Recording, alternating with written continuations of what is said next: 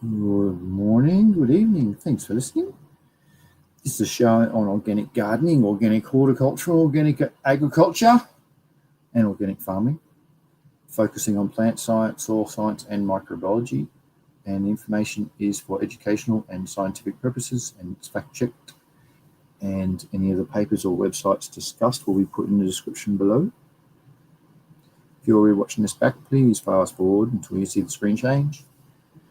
That means it'll have started around the 2-minute mark, usually. And if it goes for 10 minutes, it's a short show, which is all right. So I'll give it till 2 minutes. Another 70 seconds. Wait for the chat to arrive and see if we can have some discussion topics. G'day, GMF. He says, good evening, Aussie. Hope you and yours are well. You and yours are well. Odd. Okay, I'm all right. Goats apparent on. How are you going? So another 45 seconds to go.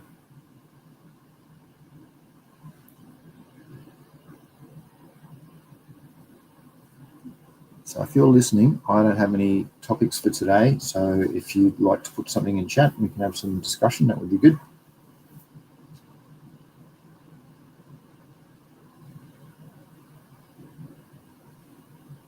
20 seconds. I'll get a roll. Last one.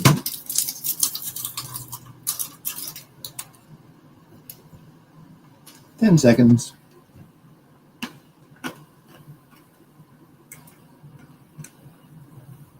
That's 2 minutes. Well, we're going to start the show. Hello, GMF. Hope you're doing all right too. If you're listening, please put something into chat. Anything plant science, soil science, or microbiology related. And we can get some discussion happening. Myths are really good, or misconceptions. I like getting sciencey and right into detail. It's cool how processes work, biological processes. Well, what can I talk about? It's getting cold. This mostly northern hemisphere folk watch this show, so it's getting pretty cold. Here we go. Hang on. GMF says, so one of these days you should. An episode on homesteading electrical engineering. Oh, okay. I'm a licensed electrician, for those who don't know. I just really answer questions, and so if you want something on that, because I don't know how to go into detail, is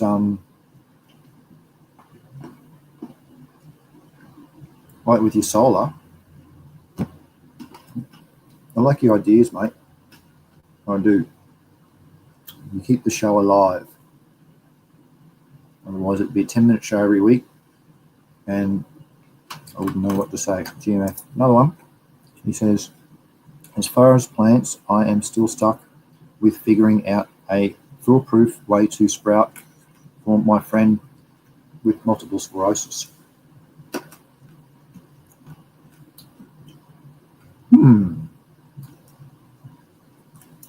With the electrical engineering, I don't mind answering questions.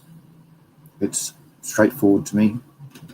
So, and second nature. Oh, how many years ago now? I started when I was 17, fresh out of school. So I started then. Actually, quite a few decades. You will work out my age. Quite a few decades I've done it. GMF says, I'm seriously considering just going with paper towel and baggie to teach him. Well, the problem with multiple sclerosis is shaking. So you want to limit handling.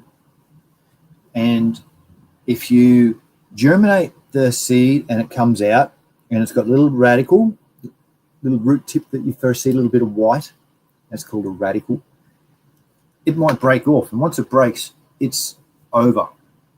You either have to tissue culture and multiply the cells, or it won't multiply the cells by itself because its processes have been hindered, have been chopped off. So if it was me, a foolproof method for someone who's disabled, and I'd make sure that they've got lots of seeds. So I'd give them, if they want 1 cultivar, I'd give them 20 seeds. So if their daisy plant wanted to come up, at least they're going to get 1 out of the 20 should be right. And what I'd do is I'd put a seedling, or I'd prepare a little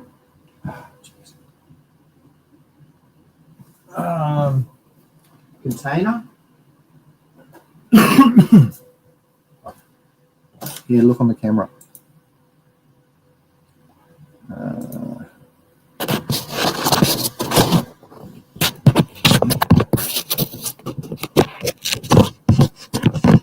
I'd get a container like this. I get these from my mushrooms. Put soil in it, suitable for seedlings, so it's got a good aeration as well. And I'd give these to him and your soil. So righto, half fill it, water it in, make sure you have to show him the difference in the heaviness, in the weight. Maybe even if you've got scales, weigh it, because then you'll know, all right, you want to put in 4 ounces of substrate soil, and then you can go and put in 1 ounce or 2 ounces of water, and then it's a foolproof method for him. And then just put the seeds in. Could say, if it was in here, I don't know, you might put them all in here, but put some rows and then put them in so he knows where they're going to come up. And then top dress or something, and put some cling wrap or something like that on top even, or a paper bag, not a paper bag, put it inside a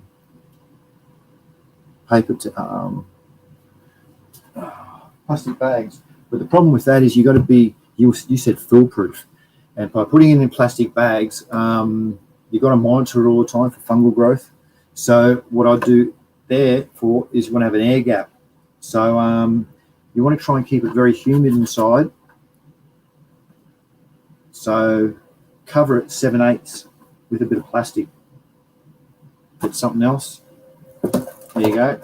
Get the other container, turn it over, and offset it. Offset it a bit so there's some air gaps. So that might be a foolproof method. And then all of a sudden he's going to go, oh, you beauty! Look, I got seeds. I got little seedlings. Keep cool. Keep watering it. Take this off after a few days. Leave it off. Spray it. Water it. They'll get bigger. Then you can transplant it. And he's got more. Tip the whole thing upside down somewhere. And he's got a big something to play with. What do you reckon about that? There's some more comments. GMF says, I am seriously considering just going with paper towel and baggy. Whoops. And yeah, I want to learn how to wire a solar panel to battery and then an inverter so I can use the power. I want to homestead, but I need electricity. Oh, that's easy as, mate. I'll go through that if you want.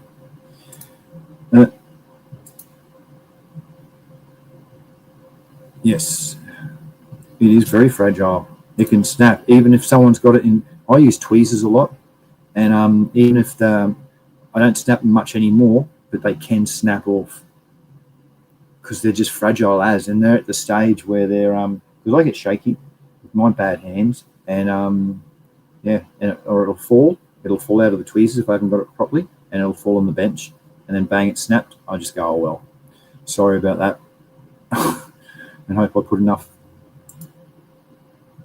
Is it too fragile? It's too fragile. Yeah, so that's why I suggest don't mess with the actual germinated seed. wait until this person should be, because he's got multiple sclerosis. So wait until he's got something to muck around with, where if it's with shaky hands, it won't make much of a difference. Heat mat, you're going to have to write more than that. I'm sorry. I don't understand that question. But yes, that's for the foolproof method that I can suggest.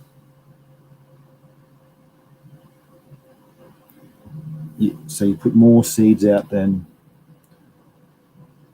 yeah. What do you think about that method?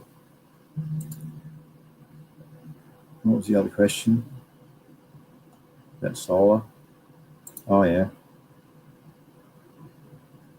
Well, do you want to finish talking about your friend first, because it's GMF, and then I can start talking about solar?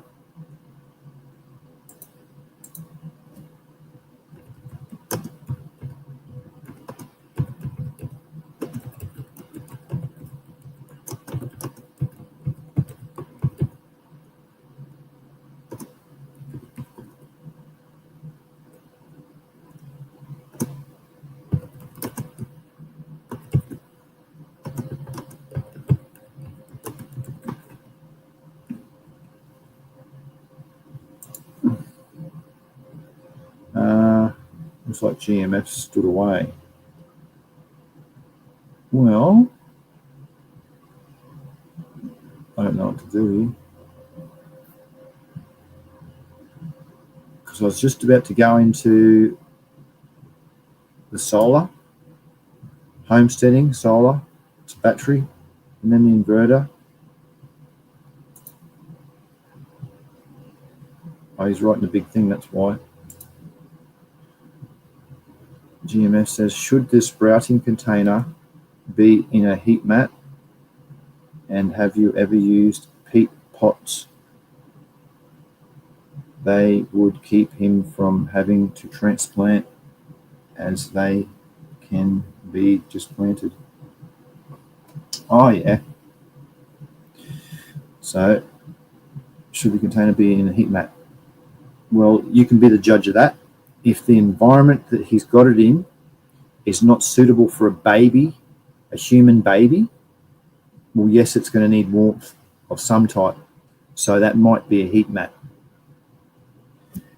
Because a baby is a general rule of thumb for your little ones. Because any plants that are small, they're struggling and they need attention, and they need, or they're just going to perish real fast. They got nothing to fall back on. So a good way is just, would a new baby in a crib, would it be happy there? And if you say no, well, warm it up.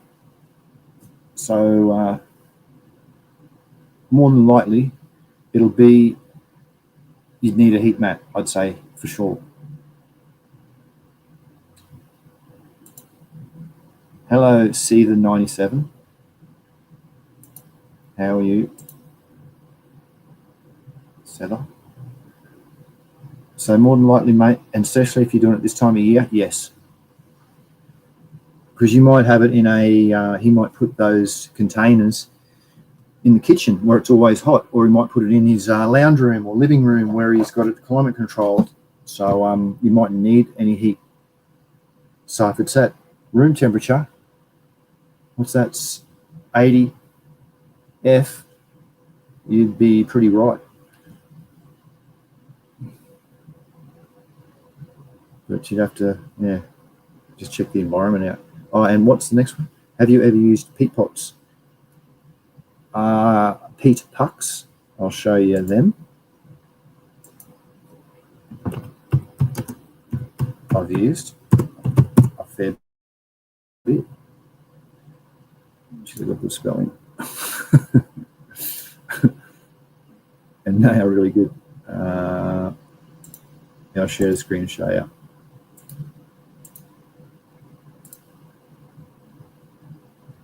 You're sharing screen. Peat pucks. I've used them a lot.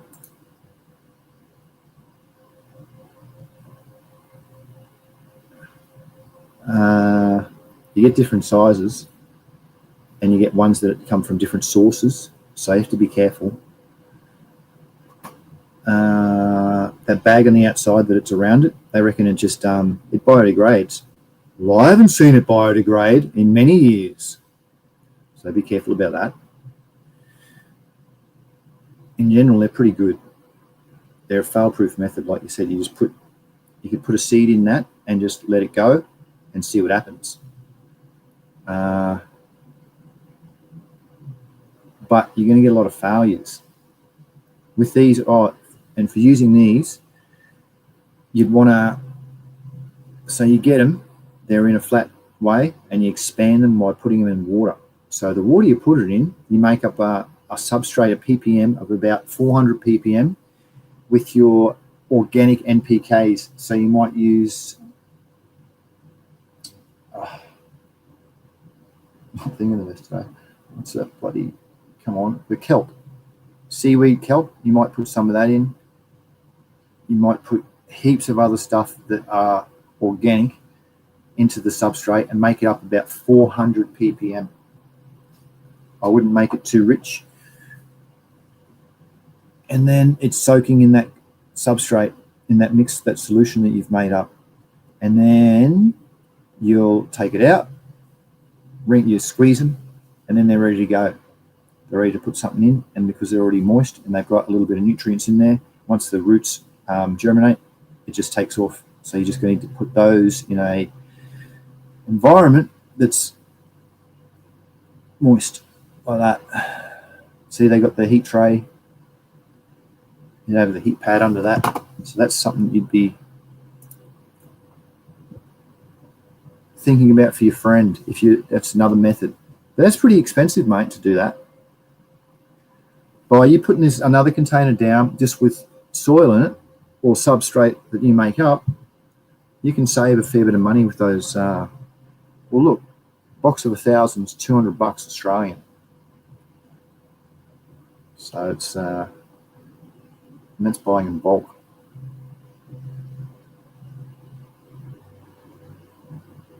So I'd go with because you don't want to invest. The thing is, you get, unless this person's rich, yeah, spend heaps, but more than likely he's not.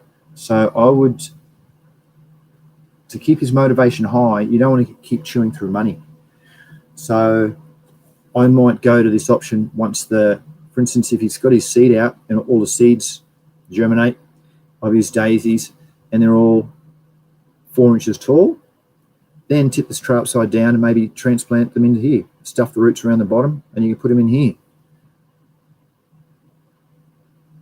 But if it's too big,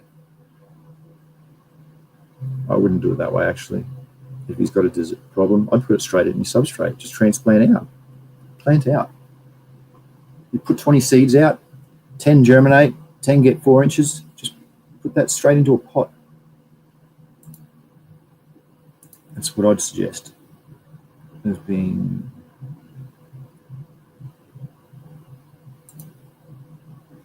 so maybe peat pots different to peat pucks. Oh no, I know what you mean. Yeah, I've never tried peat pots. Yeah, that's a good idea. Then you can transplant out the whole container at the same time because the actual container is made of peat itself. That's a good idea. I should have read that before I rambled on, sorry.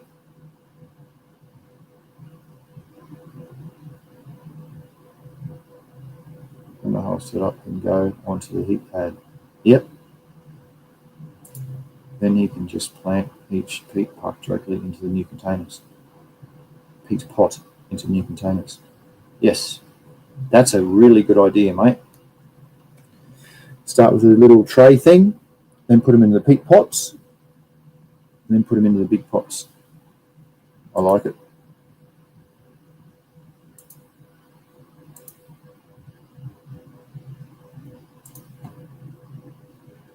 I like it. That's good. So, any more questions on that?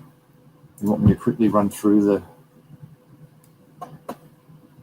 inverter, the solar, off-grid solar living?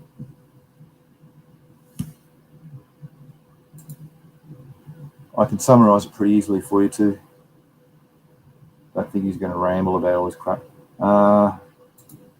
Yes, that is the other option. Starting in the final container and just spend more on seeds. Yes. Yes, I like it.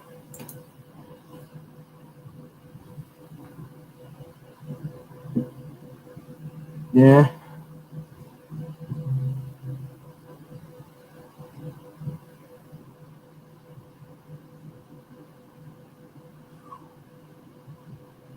Yeah, I think that's a good idea. Just start straight out in pots.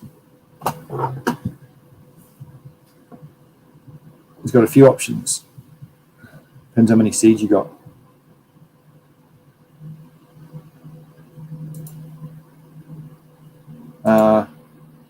Sure.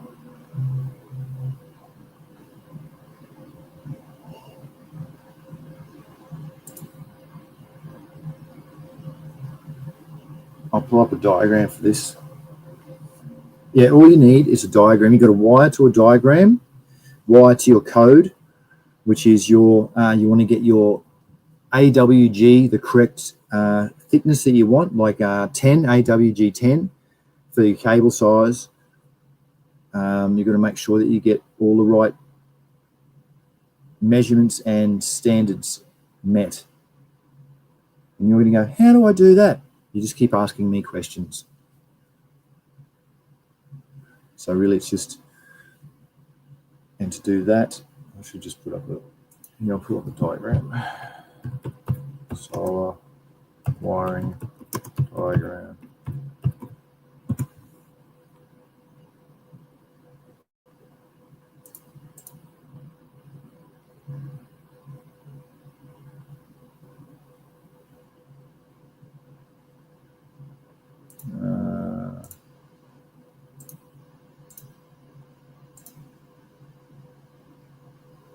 Read it at that bottom, eh? GMS says, teach me the basics of solar.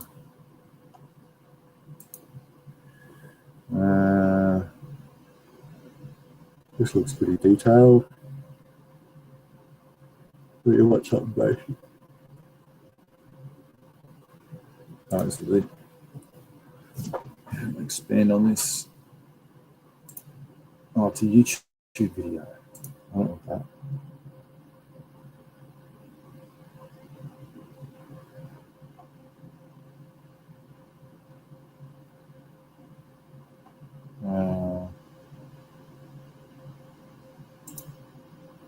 Look at this one.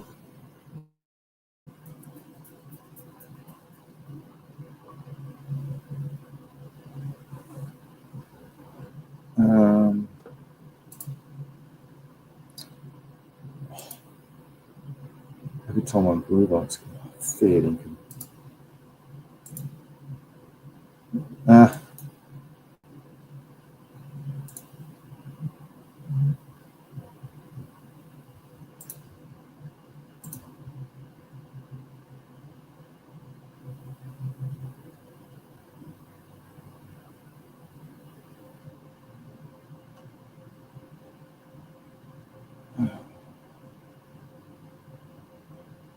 It's not a very good picture.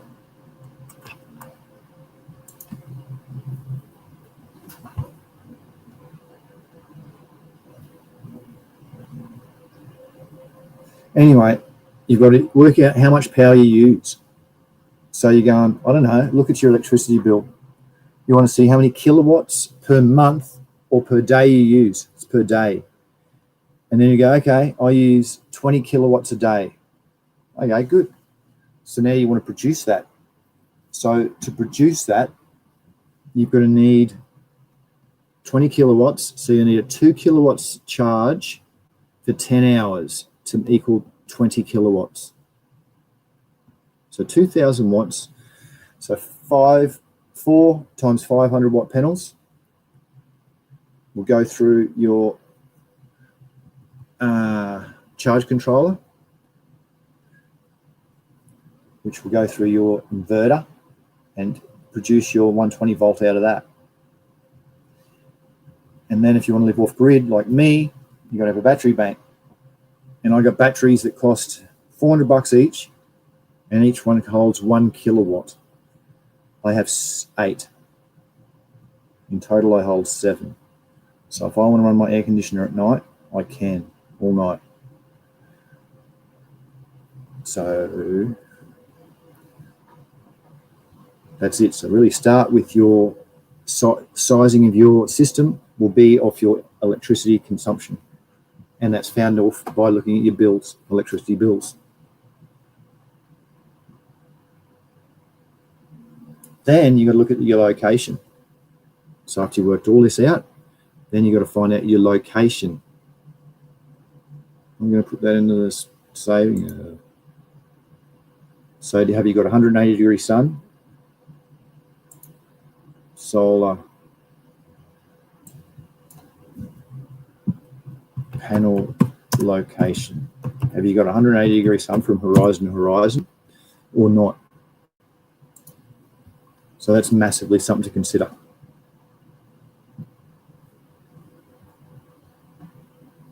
You see the angle? Look, they call azimuth. Weird, isn't it? See, 180 north, what? And then you'll be right. And the tilt is for the seasons. So in winter, it'll be flat. In summer, it'll be overhead more. And if you're in a very far northern hemisphere, like up in northern Canada, you'll nearly want it flat all the time.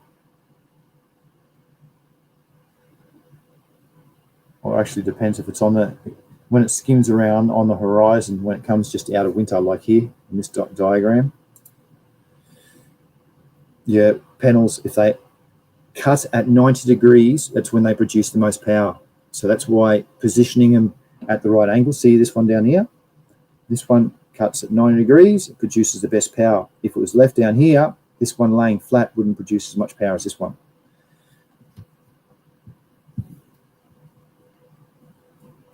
Any other questions?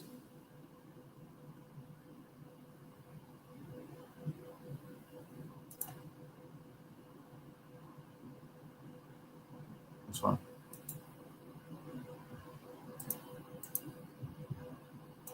I'm assuming the solar panel has positive and negative. Correct. You just they got plugs on them that plug into each other.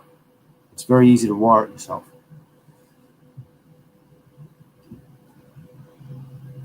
And the panels that I use now, they're right up to 500 watts each. They're 6 foot by 3 foot wide.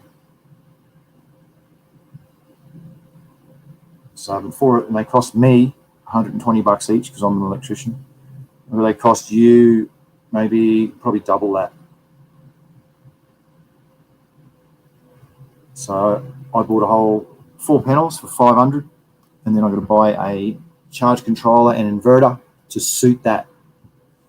So I'd go and get a 2 kilowatt as well, and then maybe throw 3 kilowatts of panels up with 2 kilowatt system. And then that covers you on, depends on location, but it covers, I got at the moment 5 kilowatts of solar panels on a 2 kilowatt system.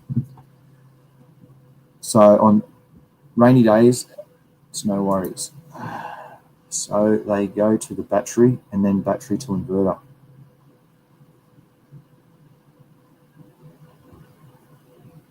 All right, you're looking at the screen. I'll just show you one I set up. Share screen. Is that what I want? No, not share screen. I want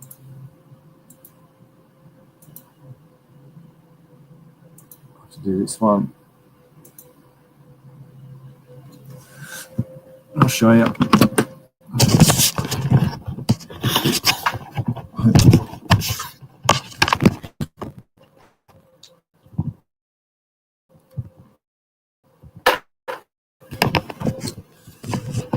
Let me just turn the light on, hang on.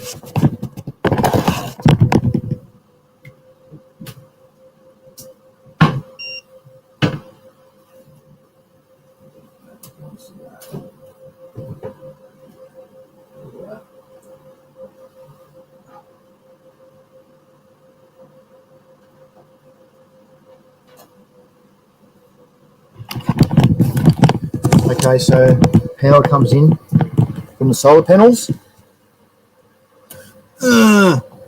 into this circuit breaker, and then it goes around into here through that back to the batteries. One cable goes back from the batteries to the top of this inverter, and then at the bottom I've got my power points, which one goes to my switchboard and one goes to the shed. That's it.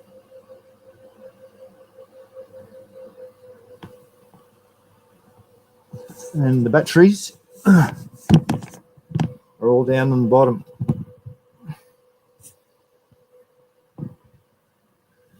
They're all lithium ion. They say they hold 135 amp hours. They hold 1 kilowatt. And I've got 4 there, and then another 4 on top. They've got displays so you can see how much is going, the charge rate. Like right at the moment, they're all 96%. I've got the air conditioner running, and it's sunny outside. But yeah, I had to put a thermostat with a fan on it and everything, just to make sure it's all good. You want to wire it in. Well, ask me more questions later to go details. But this is welding cable, and it still gets hot. Handles 100 amps, which is a massive amount of power, and it does get to 100 amps because the voltage is different. It's a good setup. Any questions? I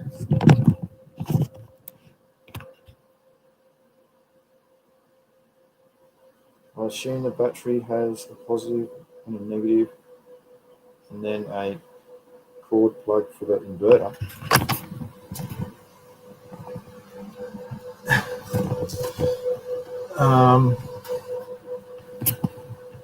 Here at the bottom of the charge controller, you can see the positive, negative from the solar, positive, negative from the batteries. It says it there. Same on here. Everything's labeled very well because it's talking about big power. This is massive power. That's humming along at the moment. Look, that's producing. I got 1100 watts coming out of that at the moment at 240 volts, 229 volts.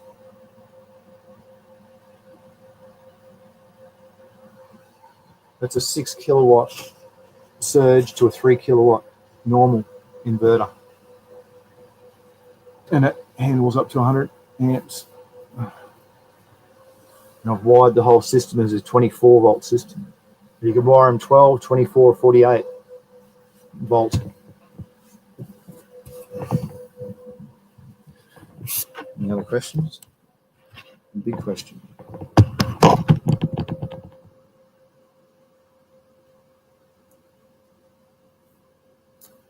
Assuming snowy winter conditions, do I just need as many panels as possible to capture as much as possible in a very short window? The sun is not very consistent. You've got to do it. So having too much is just going to overload it. You can have it more, and then it pro-ratas it. Doesn't take. That's a hard question because it depends what the charge controller you've got. This one here, I can have it I can run it at 95%, and it's sweet as. Your one that you get might overload, might say too much power's coming in. Sorry. So I'm not sure. My one was good for that. So I got 5 kilowatt panels with a 2 kilowatt system. For this, I set it up for the cold, for the snow and that. Next question is what? I thought the charge controller was the same part as the inverter. But they are separate. Gotcha. They're making out technology now that has both of them built into one. But I haven't got that much money to buy it, so I just got that way. Is it ever possible to generate multi-phase or three-phase power from a solar? Yes. You just get a step-up transformer. What's it called?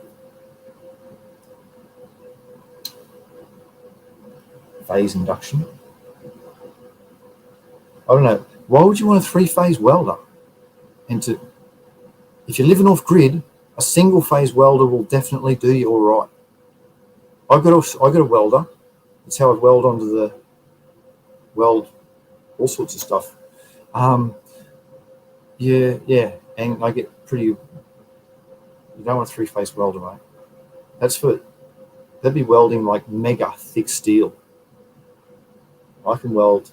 This container's built in 2 mil. I can weld up to 5 mil, and that's hard to even grind 5 mil steel. But yes, it is possible with it's a big device, but I don't think you'll need to do that. And a good way with a charge controller is that if only one of these items break behind me, then I only replace one item. But if they're both into one, you got to replace the whole unit.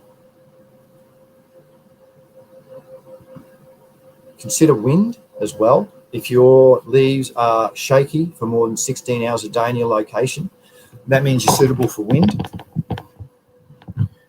And you're going to get a hybrid system. I'm going to turn this off.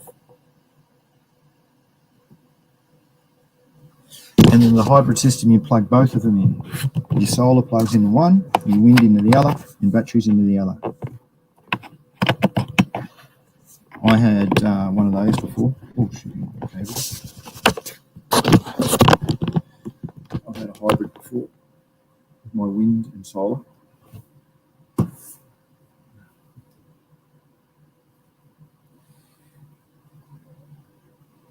All right, whack your questions in, because we're going to finish soon. So I think I've been through everything. So basically, for your solar, you just want to know how much you use. So look at your peak summer and your peak winter, and go, righto, this is how much I use. You'll have to generate about 20% more than that. So you'll set up your system to be produce a smidgen more. And then you better hope your location is suitable for that amount of sunlight. If you only get half the day sunlight, you to consider doubling your system. So a place with 180 degrees horizon to horizon sun is very beneficial.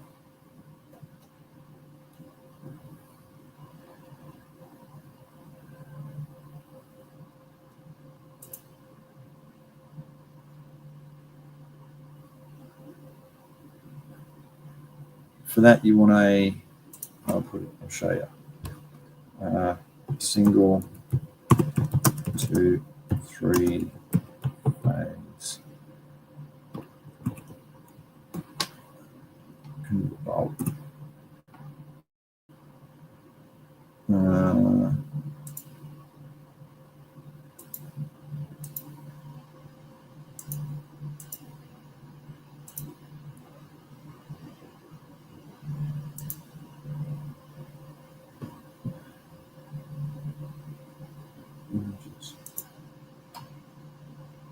Yeah, look at this big massive machine, and you have to get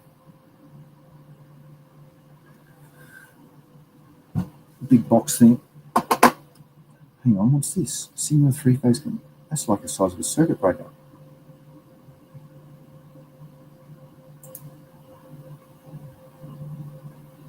Really? Single 3-phase. Use 1 horsepower. Yeah, motor only.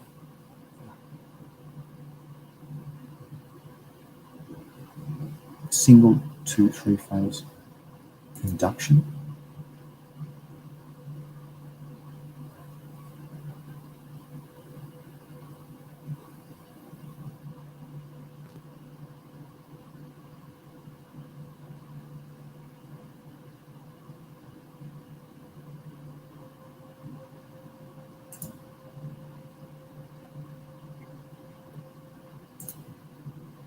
Technology might change.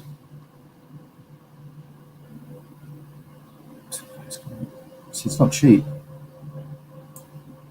You just get for that price. You could buy 2 or 3 single-phase welders, and that's cheap. I thought it was going to be a few thousand for the little box.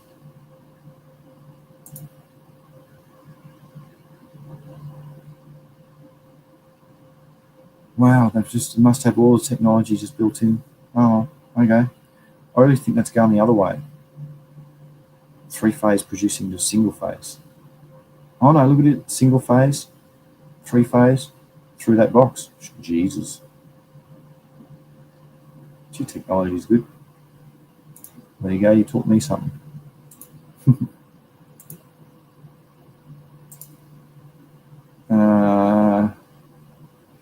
GF says, you're probably right. I just want to try to build in redundancy because I plan to get very cold. Thought more panels would be helpful. Places a lot of trees. Yeah, you'll have to really show me. I'll do a site assessment for you, but you're going to need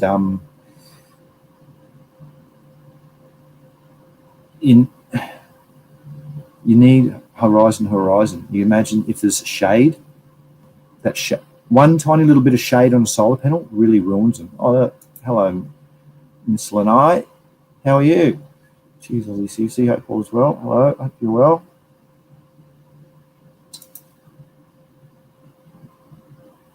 Just talking solar off grid. Yeah, so if the place has got shadows, that's going to stuff them. I'm sorry to say. Or you've got to push them up really high. And you don't want to do that. So you've got to clear strip an area, keeping in mind the sun's movement in the solar, in the different summer to winter phases, because they move quite a fair bit.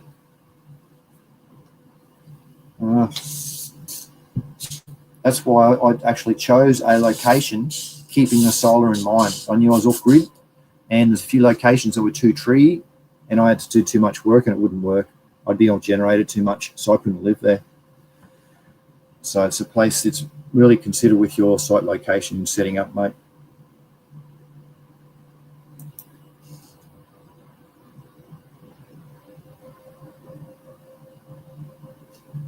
Righto. Well, that's about enough, I think. Put your questions in there if you have any. My voice is getting a bit sore.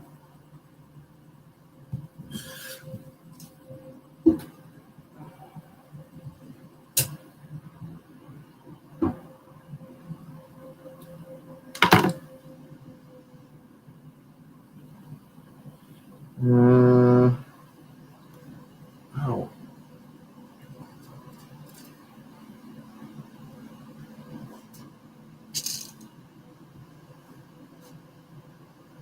Now my little lolly things.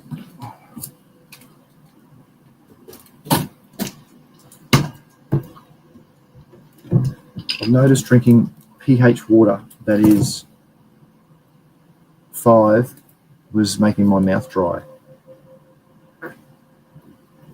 because I've raised it for the last week or so to alkaline, and it's helped a bit. Just put a little pinch of bicarb soda in, and it raises it very fast. All right.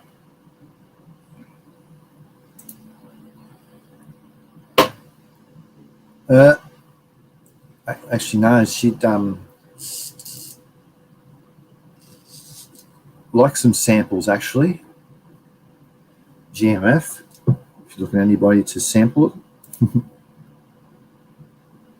you can send some samples her way. She'll give you a good review. GMF says, how is the turtles doing? Have they begun mating or learning martial arts yet? One of them, I tell you what, there's martial arts. They're getting pretty talented. It's huge now. Little thumbnail. And I see dinner plate a lot. Dinner plate's the size of a dinner plate. Yeah, it's quite good. Saw one baby a few days ago. The turtles are fantastic, mate. I really enjoy them. Thanks for asking. Got about 20 adults now. Long necks. Think I'm mutating. No, they're just doing a normal thing. I built a pond for them. I built a pond deck, so they come out in the pond deck, which is nice. Floating deck thing. And the little one's nearly outgrown its tank. I've got to actually, I can quickly show you.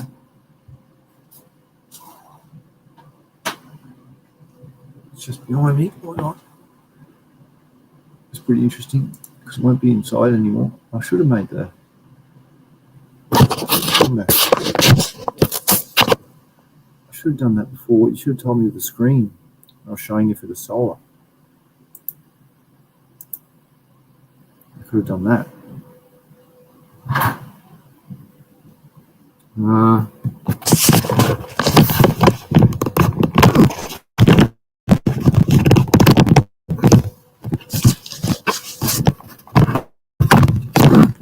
There it is.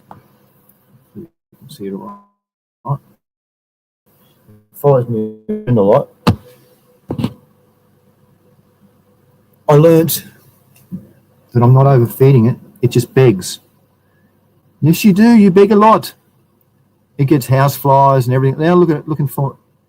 It gets fed so well. Every morning I go down to the pond and scoop some stuff out of the pond for it and get heaps of food. Hello, thumbnail. Yes, you think I've got something. Look at the size of its back. That was the size of my thumbnail, my thumb. Yeah, now you're very big. It crawls over the rocks. It eats everything. It's so cool. It's very fast at swimming. I really like it. It's just starting to outgrow the tank. I've bought a bigger pond to put outside, but I won't get to enjoy it like I do inside. I catch houseflies and then throw it in here, and it eats the housefly so fast. The houseflies, some of them are a bit bigger too, and it's the size of its head, and it'll take it one bang. It's gone. Yes, you're a voracious animal. Voracious, whatever the word is. It eats heaps. A little thumbnail. You're not little anymore. It went from one of our 5-cent pieces that big on its shell to a 50-cent piece about that big.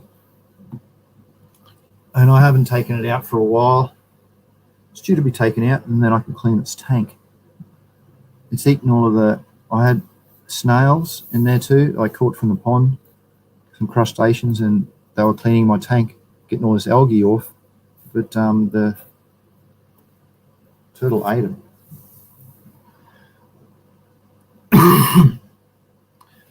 Yes, and it's hard to clean off the tank. So I've got to take everything out and start again. Look at you. You think I've got a fly for you, don't you? Yeah,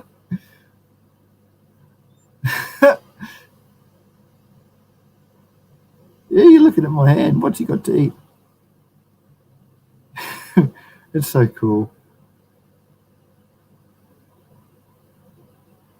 You can stand all the way up. I can see it. I see it a lot, and I can just see its growth. Yeah, sorry, I haven't got anything for you. How boring's that? Oh well.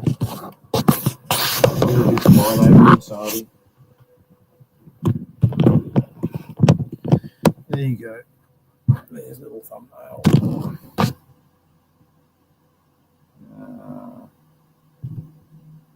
It's better. I have to try and go this one. Oh, there's been a few comments. Yeah, yes, I sure would. Housing is still an issue. Yeah, boo. Did you say the turtle had another baby? Down in the pond, I saw one exactly the same size as thumbnail. So, yeah, must have come from somewhere. They take about 2 to 3 months for them to have, once they lay the eggs.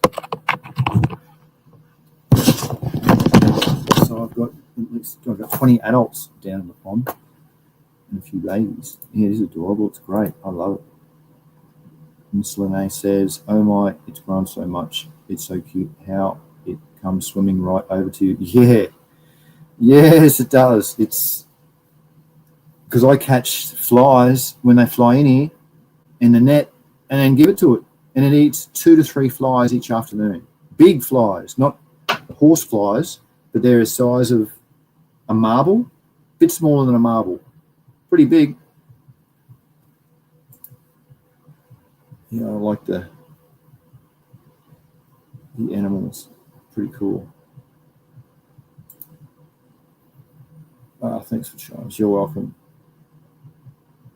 I'd show you next week. Maybe I got a lot of sunflowers in my green manure crop, and the sunflowers are getting quite large, and I'm getting all the parrots come in, and I sit outside and watch the parrots eat all my seed.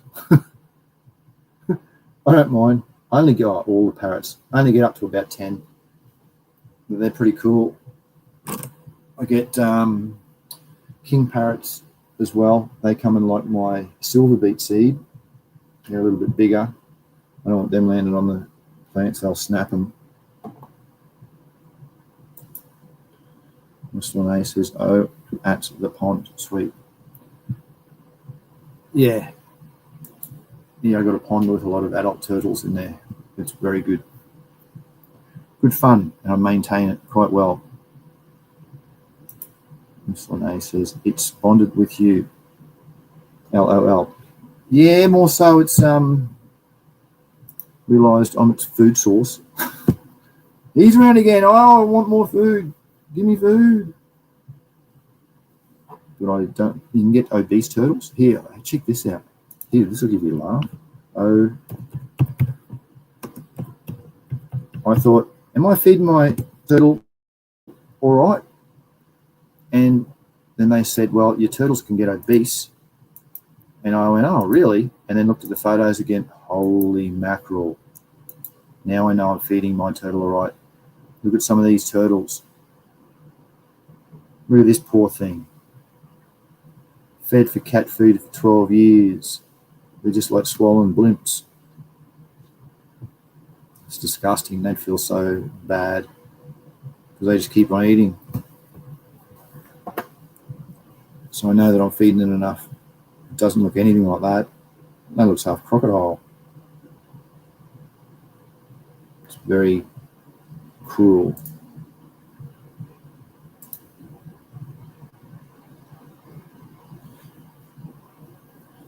So yes, I like the turtles and the parrots. How lovely. Says Mr. Lane, yes, it's very nice, and the sunflowers. But you know that the sunflower oil, if you put your lips to it, it's got naturally linolenic acid, which is sun protection. It actually tastes all right too.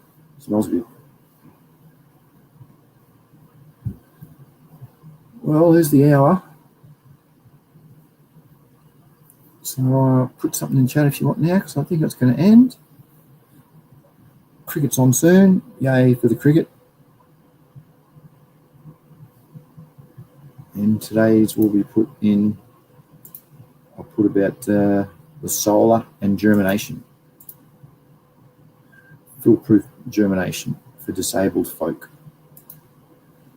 Yes. Good stuff.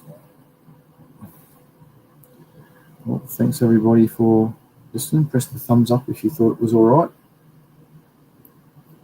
And I hope to catch you next week with some more plant science, soil science, and microbiology fun.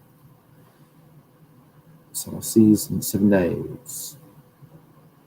Happy breeding, happy growing, and good health to you all. Bye. Oh, no.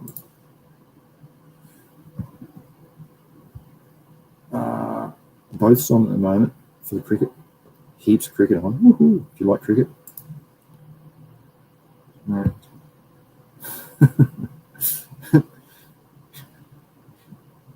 Yes.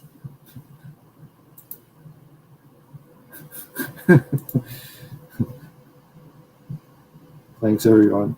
Oh, still going. Actually, enjoy cricket.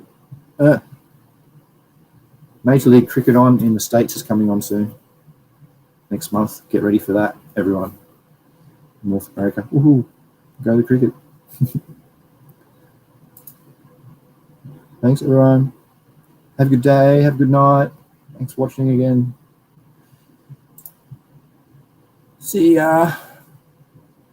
Yeah, it's good. In the show. Thanks. Thank you, dude. All right, see you all. Bye.